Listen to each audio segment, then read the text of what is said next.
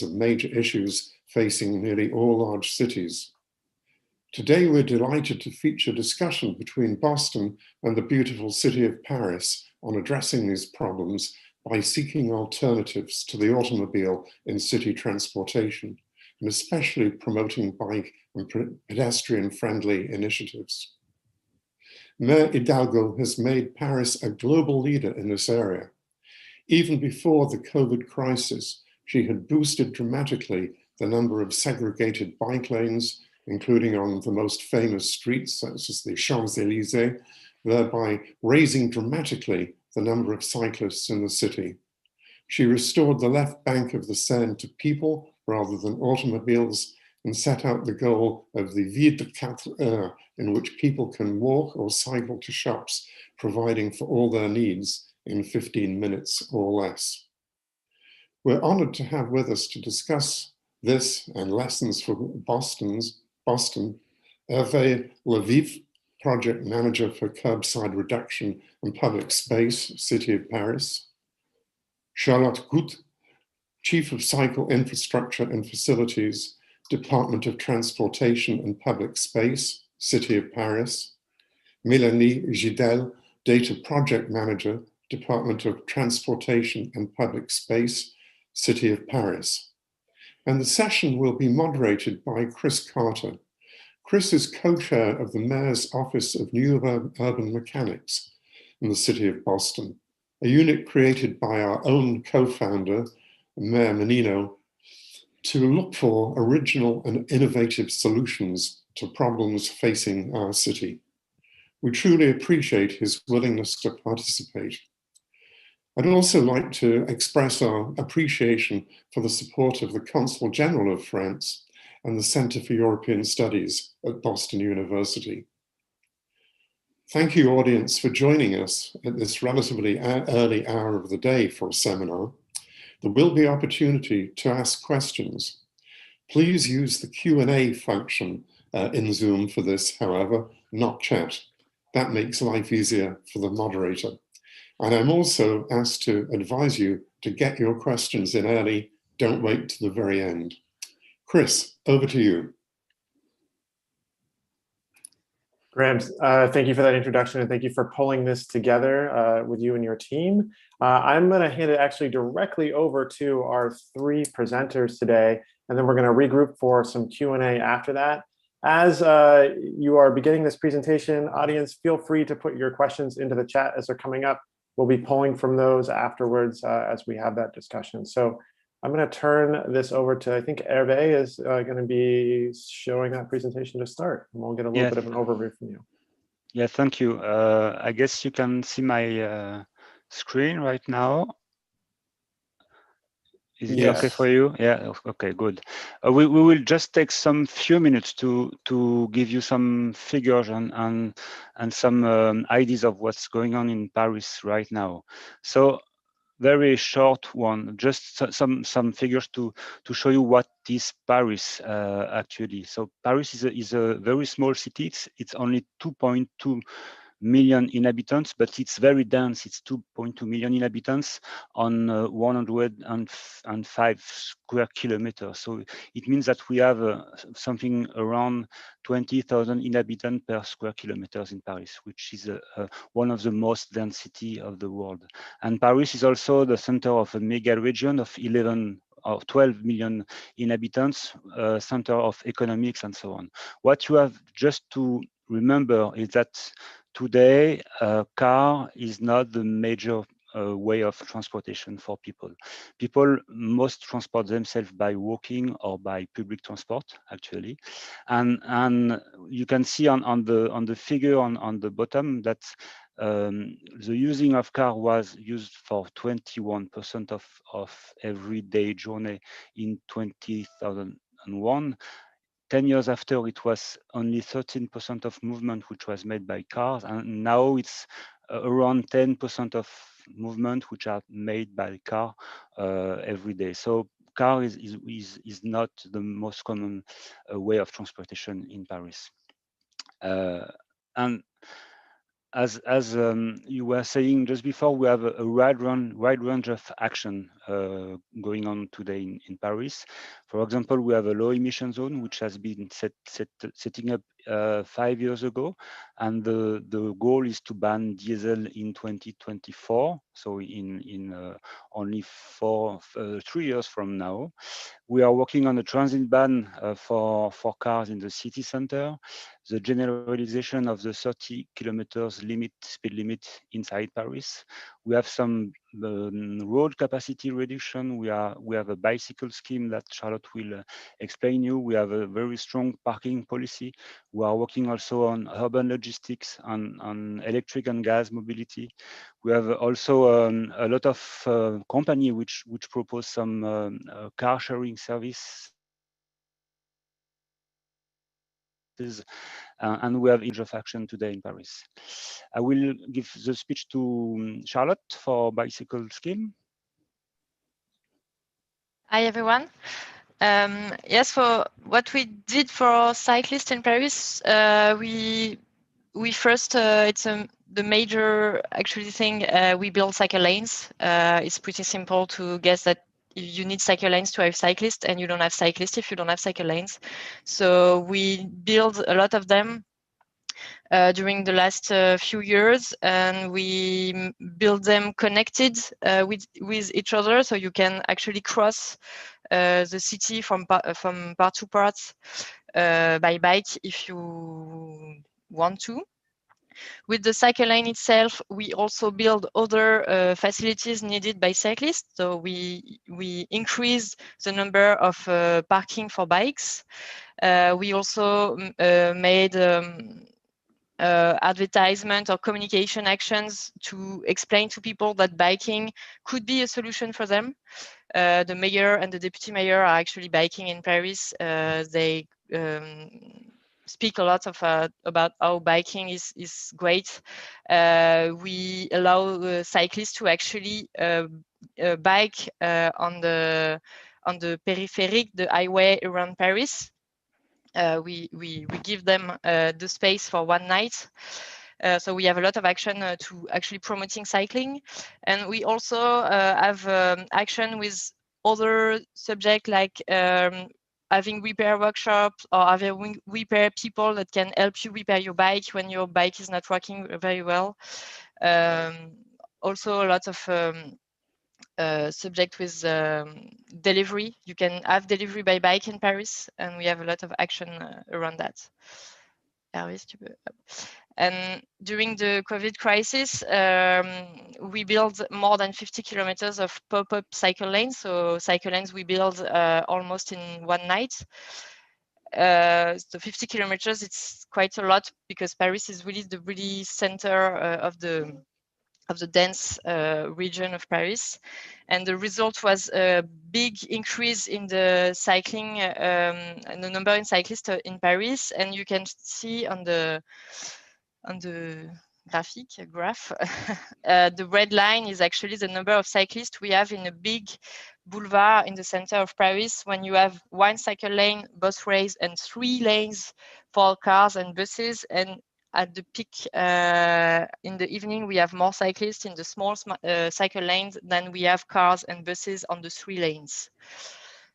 So this is, yeah, big results for us. And it shows actually when you build cycle lanes, you have cyclists.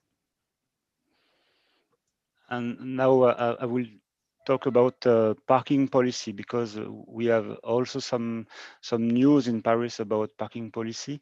What we have decided, and what Mayor Hidalgo have decided when she was re-elected, is to divide by 2 the number of parking spaces on streets in Paris. So this means that today we have roughly 120,000 parking places on streets in Paris, and we should have at the end of the term, so in 5 years from now, 60,000 places for cars on streets.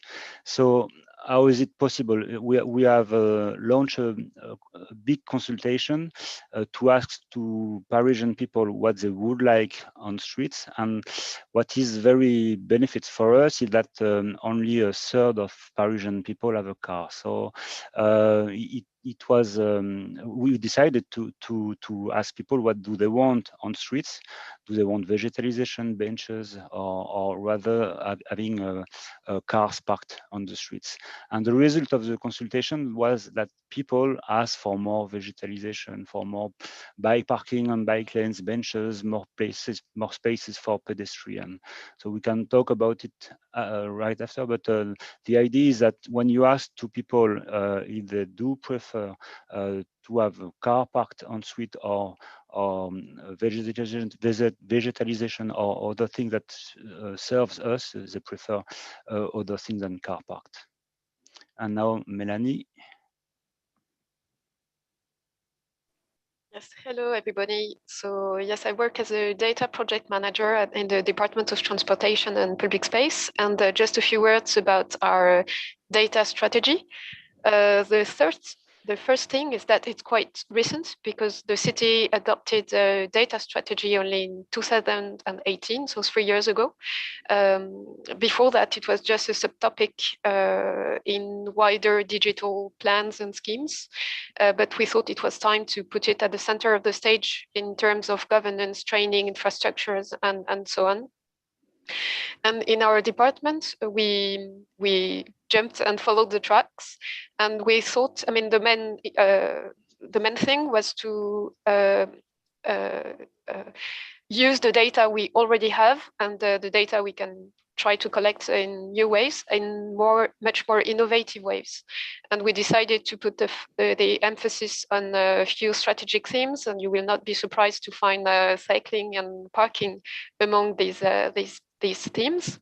And we also decided to make a strong focus on GIS tools because most of the data we have is geolocalized, and we thought it would be necessary to publish more maps and use maps in our daily work. And what you can see on the right is an example of a map that was created a few years ago and that changed people's life because it was the first time different data sources were visualized on the same map in terms of temporary occupations of the public space. So that was quite useful. Hervé, thank you. And just a few examples of a data project that we had recently to promote our mobility policies. The first one, as you know, we want to make the city of Paris much more pedestrian friendly.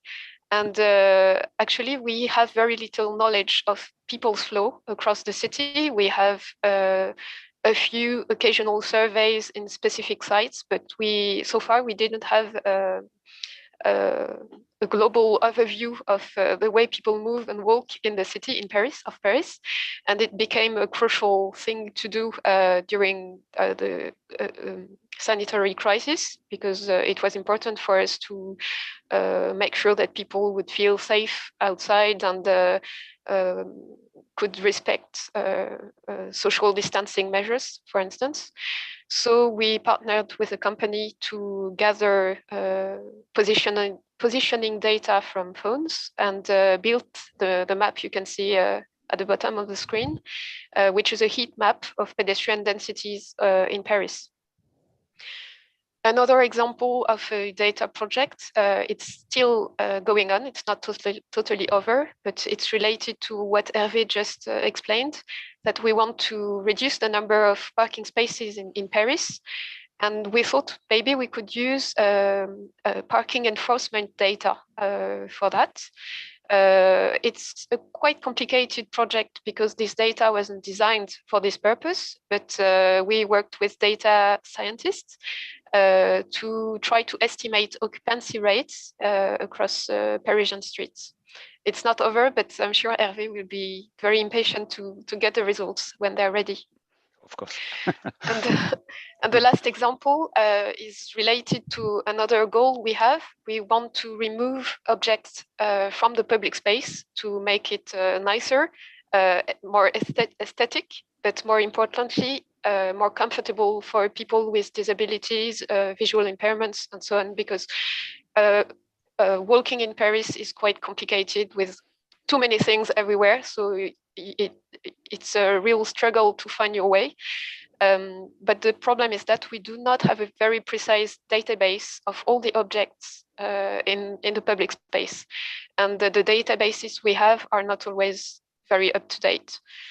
So we made an experiment in a district, in a Parisian district, to use video-based analysis to map all traffic signs in the district, and that was quite interesting for us to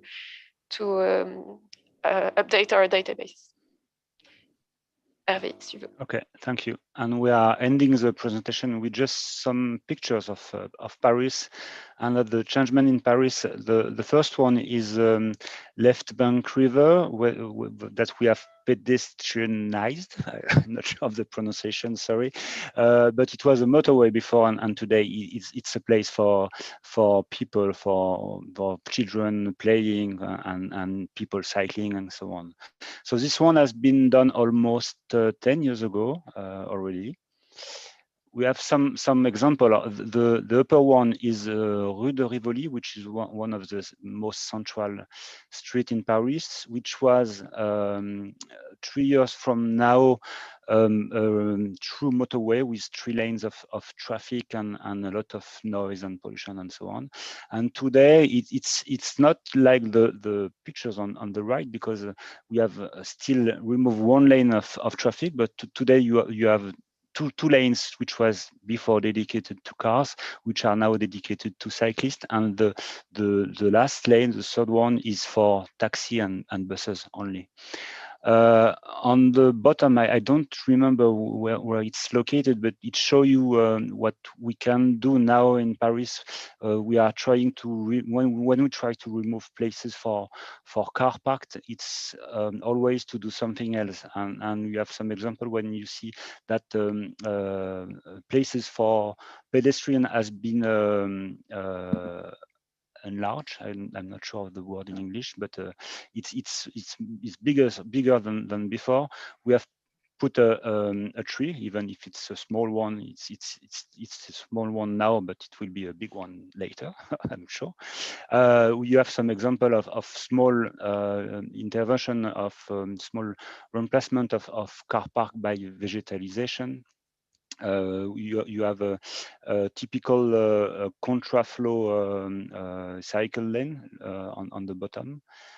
And last picture is that we are also trying to do some regular event when we close roads from traffic for Sunday or Saturday, for example, and we give the space back to pedestrians and cyclists. So today we have what we call Paris Respire, which is the name of this operation. We have several in Paris, and each year we are also trying to do a global closing of Paris for cars, which is a car-free park day, and I don't remember if we have done it last year. I don't think so, but I guess we will do it some next year.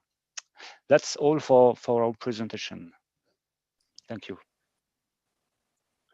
Thank you for going through that. It's a ton of inspiring work that your team has been doing there, and it shows up in those pictures. I'm going to take a little bit of sort of moderator's privilege and ask you a few questions before we jump into the pile of questions that are showing up here. I guess first, as an overarching piece, the last year has been really different, right? Something we've never seen before, at least in Boston, as it pertains to sort of this bicycle infrastructure. We've been able to do more protected lane miles than we've ever done before. We've tried out new things on the street, whether that's cafes or other things that we have struggled to do in the past. I'm curious for you, and maybe starting with you, Charlotte, over the last year, what have you learned, and how has that changed both the plan that you have for your next couple of years, as well as how you're sort of collecting information or informing those changes? I think the first thing that everyone learned is that actually people want to cycle, because we had in a few weeks a lot of people choosing freely to cycle every day to go to work. They change something which is really important. It's your everyday life. Okay, I will not be using the subway. Today I will try the bike, and I stick to the bike. And it shows everyone, not only the mayor or not only the people already convinced that cycling is a solution. Everyone could see that providing with the good facilities, people actually want to cycle, and they can choose it to cycle really easily. Actually, the change is way more easily than we all thought. I never expected that we would have more than 20,000 cyclists in one day in Rue de Rivoli, the major street in the heart of Paris, where the mayor decided that the car could not go anymore and only cyclists and pedestrian and buses, of course, could go. So this is actually a really, really big knowledge for us all to witness. And yeah. Melanie, maybe for you, how are you measuring and collecting this data on new designs? And this might actually span across all three of you, but what are you what is the metric you're using for success as you put in a new piece of infrastructure, or as maybe Hervé, you go out and remove car parking spaces? There's some questions in the chat here that are asking, are you measuring air quality? Are you looking at public health and mental health as things that you are measuring? Well, traditionally, we mostly have counting sensors, but we are aware that it's only one part of the data that can be useful to assess the success of a new infrastructure. But we had more sensors that we deployed very quickly during the crisis. And we also tried to get the data with other techniques, like image analysis from cameras that are usually not used for that. So it was a step forward to innovate with our data collection techniques. And when it comes to air quality, our city is a big organization. So we have a different department that deals with air quality and noise and all this kind of pollution. So we have to work hand in hand. It's not always very fluid, but at least we are trying to progress in that direction. And that is something that we look at as well. Although we are also aware that it's not the impact is not immediate, and it's very difficult to have conclusion of the data we collect in this way. We had to wait for a bit more and cross it with other data and other information about what's going on in the other streets around, and the weather and the many other things. So it would be rather a long-term analysis than immediate studies. Melanie, for those sensors or for that video collection, how are you thinking about privacy or the issues around transparency to the public about what you're collecting when they're out on the street? Well, the sensors and the system we use doesn't collect any information about any personal information. We just get vague shapes of the objects in the street. So we can count the number of people on a bike or walking, or the number of cars or trucks. But the issue of privacy is not a big issue we have when it comes to our counting techniques. It's an issue that we have in other problematics. And I mentioned the survey we had on pedestrian densities, which is based on positioning data collected by phones. And actually, we knew that these kind of methods could be very helpful for our knowledge of mobility in Paris, but we were quite reluctant to use them. And one of the reasons is that we didn't feel comfortable in encouraging the collection of such data.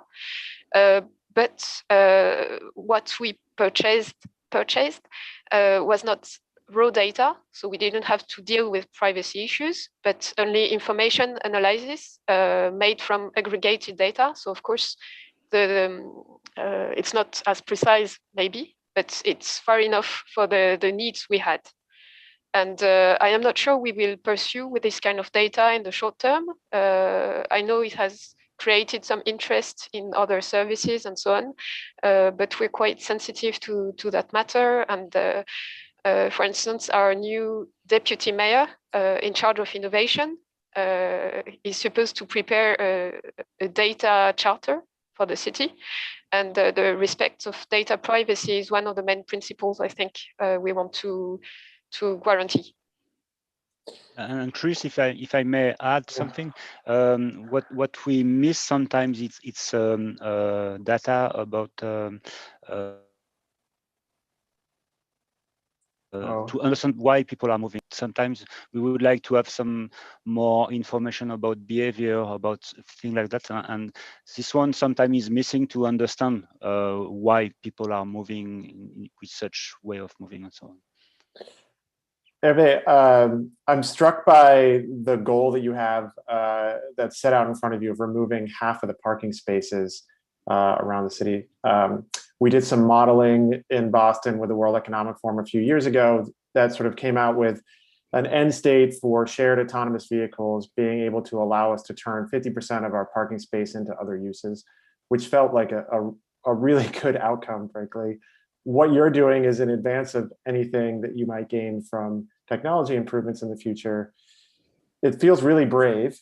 And I'm curious how you're going out and doing the community engagement process when you are sort of proposing on a corridor or in a neighborhood to remove parking spaces. What does that look like? And what are those conversations that are happening between the city and residents?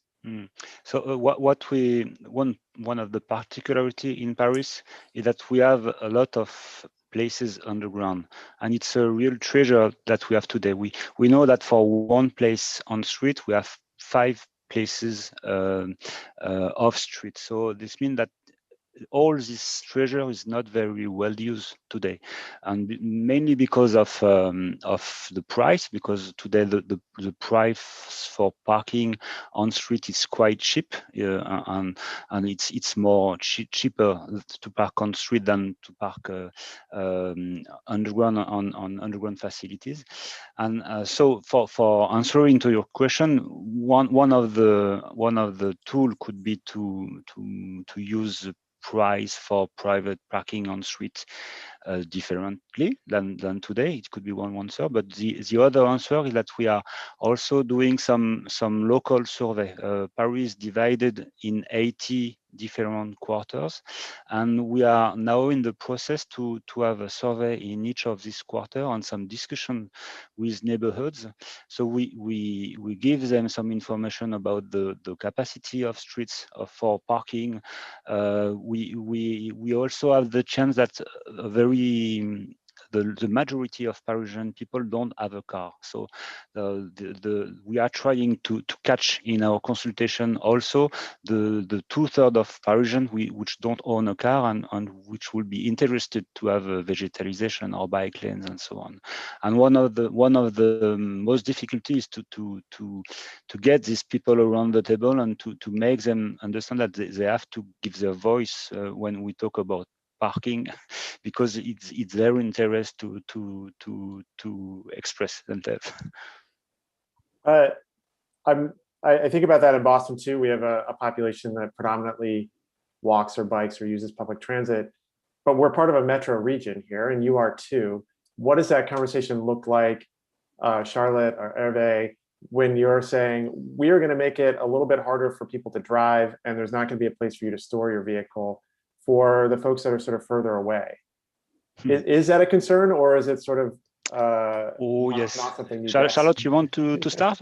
Yes, for cycling facilities, actually, all administrative level is working on a cycle plan. So we actually have a plan, not us, the region of Paris, have a plan to build a cycling infrastructure crossing the region of Paris, and every layer of every size have his own cycling plan. And in Paris, in the center, so Paris is the center of the region, we have our plan, which is a part, it's connected with the regional plan. So you will have the regional cycle lanes going to Paris, and in Paris you will have your local cycle lanes, so you can go wherever you want in Paris by bike. So actually we have everyone is working in the same direction to allow people to choose the bike. It's not saying that people should not use the car in Paris. It's just that people should have the choice. They could either walk or bike or take public transportation and take the car. And if you don't have a cycle lanes, you cannot choose the bike. It's just not fair. And fairness is say, okay, we have also to provide for the bikes. And yes, we will have to remove the place at some place for the cars because it's the only place we have. And so, yes, sorry for car owners. At some times they will have to remove places, but we have more than 1,700 kilometers of streets in Paris, and we build cycle lanes on 50 kilometers. So it's really a small, really small amount of place taken from the cars. It makes a huge difference for cyclists because cyclists, they have really small needs. They're really small. You can fit a lot of cyclists in a small space, but actually the place taken from cars is not that big. And for the car space, the car parking that sometimes I remove to build cycle lanes, as Hervé said, we have a lot of places underground. It's just that people, they not see it because they underground, but actually they're there. So if you want to go in Paris by car and park your car, you will be able to do it, but it will be not as cheap as if you would have chosen public transportation or to go by bike. I feel like you hit. Oh yeah, go ahead, Hervé. Yeah, no, I could add that for relation between Paris and the suburbs. Today, it's quite expensive if you are only a visitor, if you are not a Parisian people. So if you are coming from outside of Paris, it's quite expensive to park in Paris because you don't have the same price than resident, than inhabitant, or you don't have the same price than small companies like plumbers, electricians, and so on. So today, if you want to come by car, you use parking lots because it's more convenient for you and less expensive, or you are very rich and you use public space, but it's not something for the poor people which is coming from the suburbs to park in Paris. This one doesn't exist. It's something for rather rich people or people who have to work and if they have to work, they have some prices. You brought up a really good point just there, is how you're thinking about equity fits into these plans. Is that a conversation you're having when you're going out and talking about building this infrastructure, about who is disadvantaged now in the physical infrastructure that exists, in the world that exists, and how you're sort of trying to level the playing field? And if you are having that conversation, does that resonate with the public? Are people saying, yes, I will, it should be more expensive to park or to drive into Paris, and you should be prioritizing these other modes? I'm not sure I'm understood your question. I'm sorry. Est-ce qu'on présente le fait que c'est une mesure d'équité entre les gens les plus riches et les plus pauvres? Vas-y. We're not showing it that way. We're just because we're speaking a lot about transportation, so we mainly focus our saying about how the way people will move, and also on air quality. So if we have less cars, we have less pollution problem, and we have a lot of course of pollution problems because like all cities, really big city as a really dense city like Paris is. So mainly, the way we are discussing those plans with the public is the way you want to move around the city, and the air quality and the sounds you want to have when you live in the city or when you're moving, but not precisely with we're not relating it to fairness around, I don't know, economic situation, for example. I'm gonna mash up two questions here, one from Patricia and one from Allison here in the Q&A. they're sort of asking about opposite ends of the spectrum. So one is, how are you incorporating children into the sort of city that you're creating, whether that's on bikes? And how are you thinking about older people or people with disabilities in this city that you're sort of building? Peut-être je réponds du coup. Ouais, je pense, ouais. We have a strong focus on kids and children. Two things. We trying to build school streets. So in front of school, closing the streets in front of schools to cars, so you can either go by walking and biking, but not with your car. So it's actually safer for the children and the parents. And at some place, the children, they can actually play in the streets, which is kind of, yeah, it's a center of Paris, so it's kind of cool. This is for pedestrian, and for cyclists, we try to build the safest cycle lanes we can. And we see a lot more children cycling. Of course, we have the children, they mostly cycle on Sundays with their parents when they're doing a tour in Paris, but we see more and more of them. Actually, to go to school, as I said, Paris is really dense. So actually the school is very often really close from where you live. So they walk, mostly people walk, and they do not need, or maybe when they're young, because the kid, they love to ride a bike because it's fun, but it's really, really close by. So we see a lot more of kids going to school, but it's really not the majority of cyclists today. It's a focus. We want to have more of them, but it's really an ongoing job. It will take years for us to reach the level of the Netherlands on this subject. But yeah, it's really a strong focus. And for elderly people, we see also more elderly people biking in Paris, which is amazing. And we are also focusing on changing because you can have funds from the city of Paris when you buy a bike, an e-bike, and we also looking if we would extend or move these funds when you're buying a trike. I don't know if you know this kind of bikes for disabled people. With you would have more money to buy this kind of bikes because they are quite expensive. Just so I understand that right, there's a subsidy program for people to buy e-bikes or trikes. Yeah, and actually, for the moment it's the same price, but it's not done yet, but we are maybe we will move. So if you buy a trike, you will have more money. And people who need cars to move, like disabled people, can still use their car, and they have free parking on streets. So I will not people understand that we are just removing cars and putting bicycle everywhere. If you want to use your car anymore, again, you can do it. One of the questions that seems to be coming up here is you've had all these people that maybe used to drive and they are now on a train or a bus or biking or walking. There's a couple questions that are coming up. Was there extra room on the subway and the metro system to accommodate more people that were maybe getting out of their cars? Or was it already full and they are taking other modes?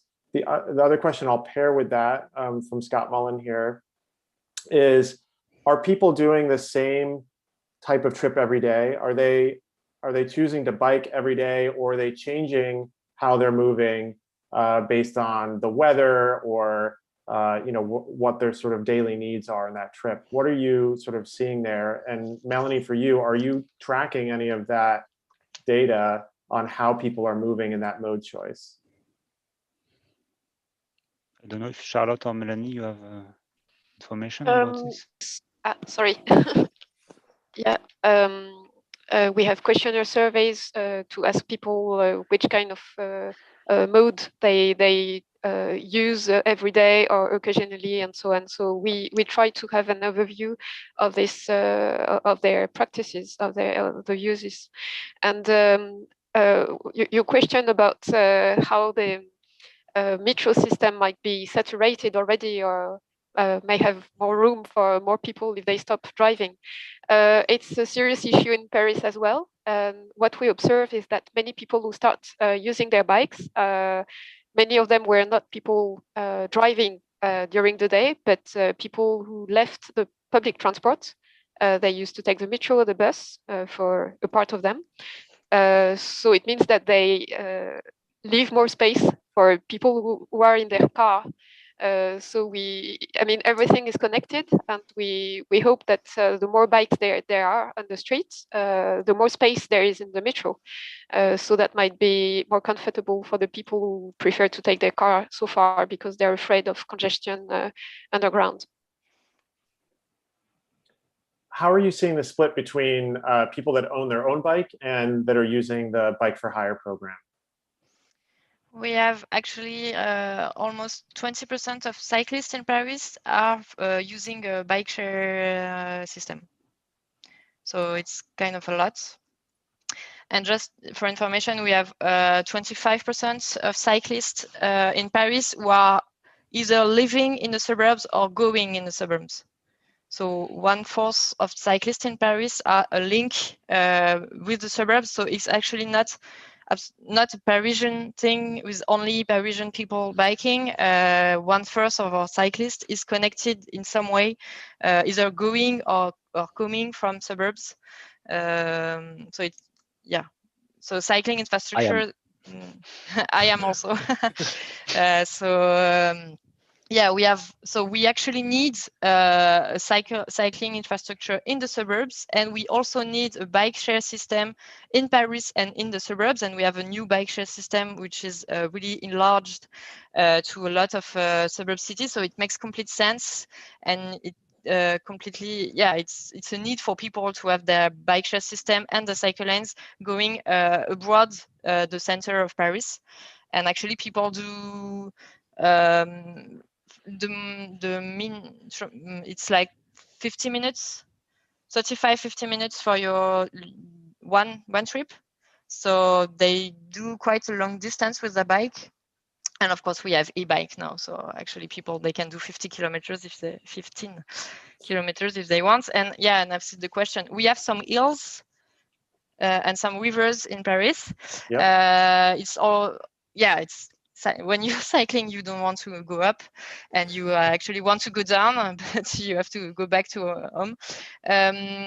First, two things. First, of course, e-bikes, they are a solution, and you can have funds from the city and the region to buy one. The bike share system we have, it's 1/3 of e-bike. It's a major improvement from the new system. And more than 50% of trips are made with the e-bike for the bike share system. So I guess people living on the top of the hill, they only have e-bike. So actually, it's not that much a problem anymore. And for the river crossing, we have a good number of bridges in Paris. Not all of them are really well secure for cyclists, but we are trying to expand the number of bridges who have cycle lanes, because of course it's like always, the bridges, it's the way you have to go, and we're working on that also. On the e-bike piece, there's a question in here too about how it sounds like you've sort of touched on this, incorporating e-bikes into your planning. What about cargo bikes and how you're working with private companies or other people that are just using cargo bikes in their own life? Is there considerations you're taking in how you're designing facilities or parking for those uses? So in Paris, we have built cycle lanes since almost 20 years. And so some of the oldest cycle lanes are not wide enough for cargo bikes. And even for the newest, we're trying to improve. And now we have tools, technical tools that allows us to actually draw the curve of the cargo bike. And we intend to use it in the design of the cycle lanes we made in the future. we don't have a lot of cargo bikes in Paris for public, like people, citizens, everyday people like going to work. They mostly use, when you're like parents, they mostly use long tails bike when you can fit 2 kids, but the bike is still narrow. So cargo bikes is mainly used for logistic, for the goods transportation, not people transportation. And for those, yeah, we're not, yeah, that sometimes they have a trailer and they're really big bike. It's really the biggest, it's like a truck, but in the bike way. And for those people, probably we will have trouble to fit them in the bike lanes. And at the peak hour, our bike lanes are so crowded with bikes. Still, we have a problem with these truck bikes. So probably we will fit them in, with the cars or in the smaller streets with no traffic. Because in the low traffic neighborhoods, which we will cap the speed at 30 kilometers per hour, we intend to have few cars, but we will not have segregated bike lanes.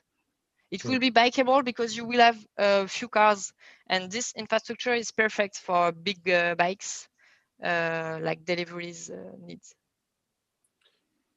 We've spent a little bit of time talking about parking, and I'm going to ask a couple more questions. But before I talk about car parking, bike parking, there's sort of 2 questions in here. One from Anne Lusk, who likes to send things into my email inbox sometimes with suggestions on bike parking. But how are you approaching bike parking both on street and in buildings or in people's residences? So people that are not maybe using the bike share system, how are you accommodating them? And there's another question about from Hal Davis around bike theft. Are you thinking about how you mitigate people having stolen bicycles in the city? To be honest, it's a big issue for us because we are a really dense city, so we have really few spaces in buildings where people can actually park their bike. And of course, we have really old building with no elevators. And so actually, it's a major issue we have. We try a lot of different things. We try to fund the building who wants to actually install bike park in the building, and we try to fund them to help them build the facilities. We're also developing bike box in the streets where you can park your bike in a box. But the systems are quite expensive, so we're still looking at the best way we can answer this solution. But this is actually a major issue for us. And actually, bike, they're small, but still they need space. And yeah, we're still going on this subject. It's a major issue for the next year to come. And bike theft is, of course, it's a problem like in any major city. So we have the same problem as everyone else. That feels a little reassuring for me that you haven't solved everything yet.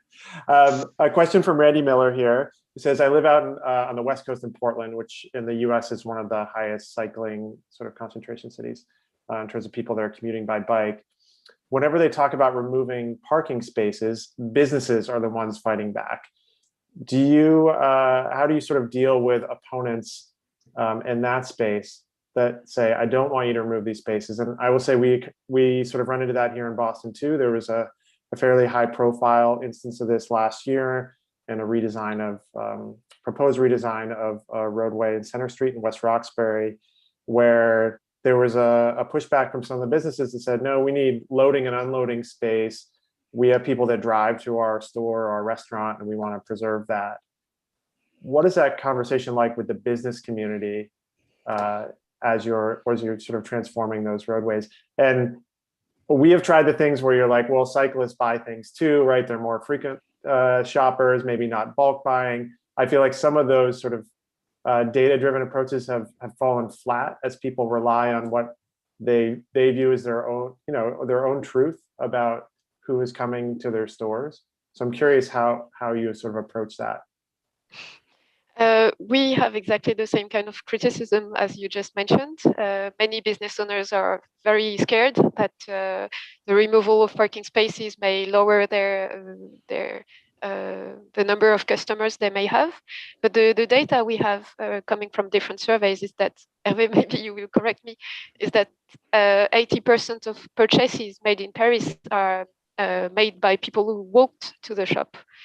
So the extent of the risk is not as big as many people fear. And in other cities, the experience shows that business owners, after a few months, they realize that they have as much business as before, and sometimes even more. And in some cases, when it was a question to let car drive again in their streets, business owners opposed to that issue, and they wanted to keep the pedestrian streets in front of their business. So I guess it's normal for them to be scared and be reluctant to change, and they fear the consequences of anything that will be different in their street. But at least we have some argument to reassure them. Complete. Yeah.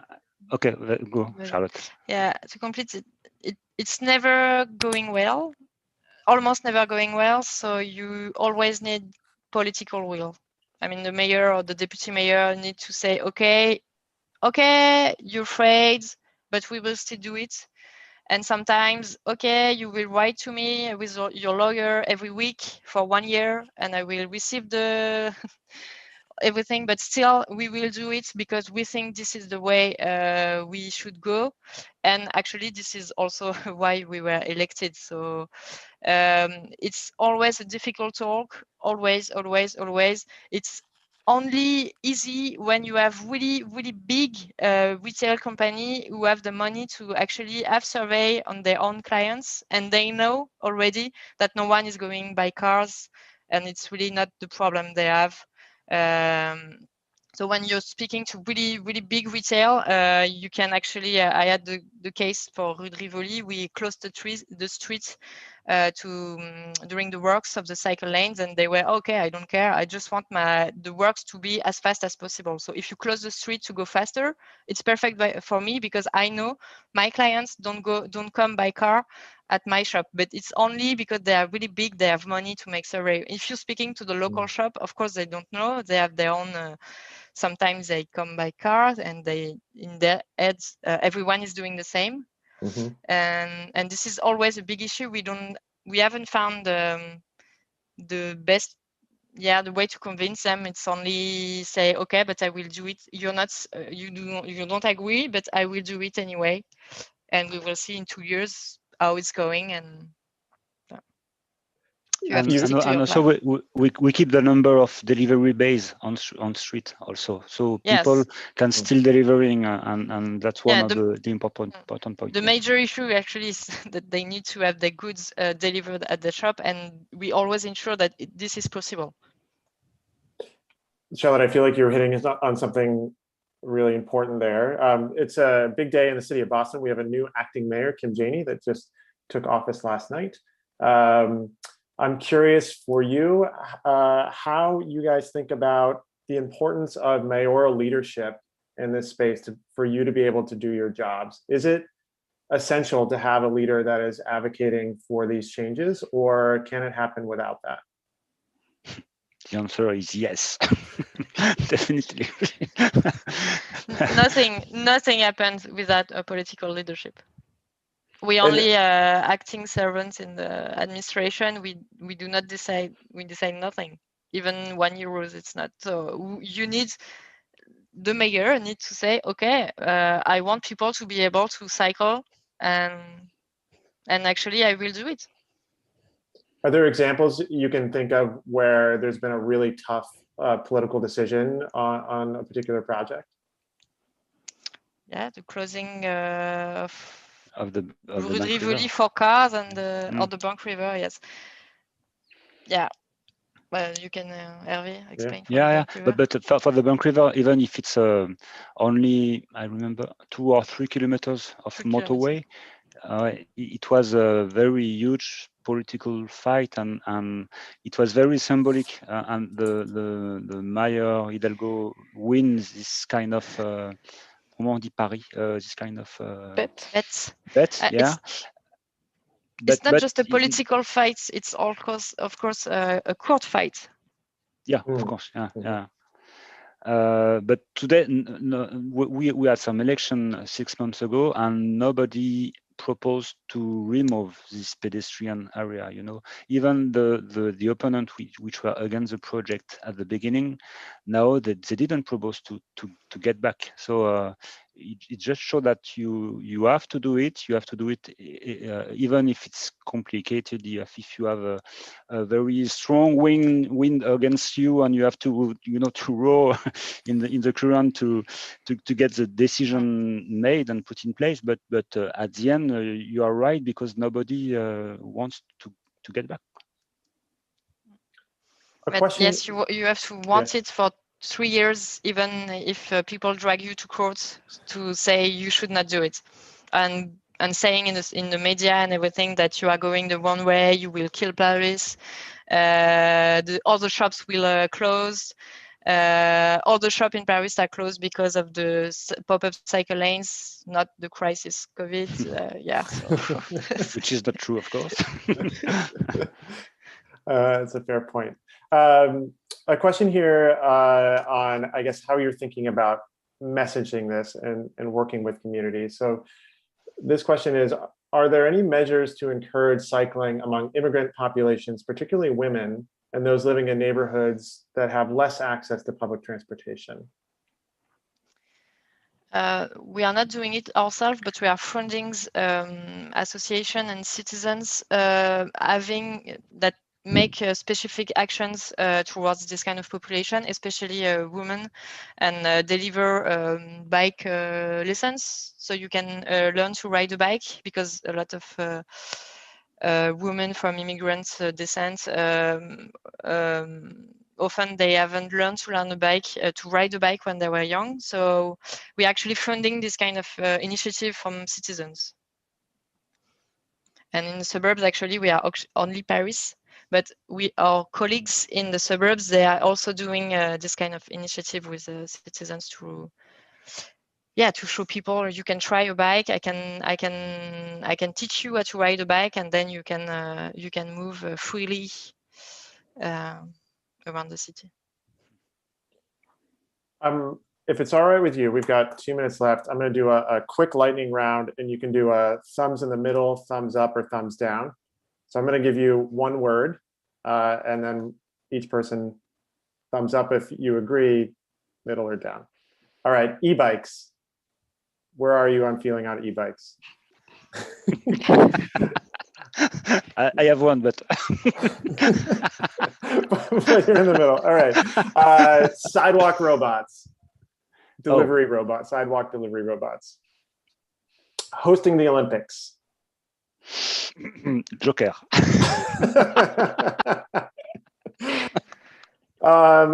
Personally owned autonomous vehicles.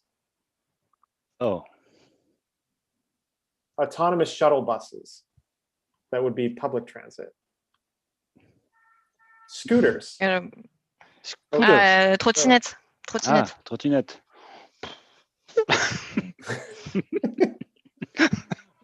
It's not. Yeah, go ahead, Charlotte. You want to editorialize? No, it's just that the bike is so. It sticks to itself.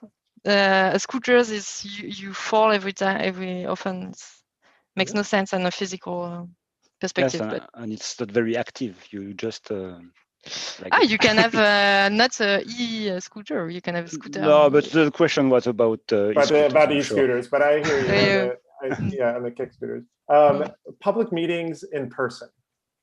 So you're physically. Public meetings in. We want them. 100 en personne. Public meetings on Zoom. It's better than nothing, you would say. And maybe it allows people, because you can ask your question by chat. Maybe some people who would not ask the question in a real event, they feel more. It's more easy for them to actually type the question. So maybe some people can explain themselves and they wouldn't have otherwise. But it's kind of really not easy because you cannot see the person.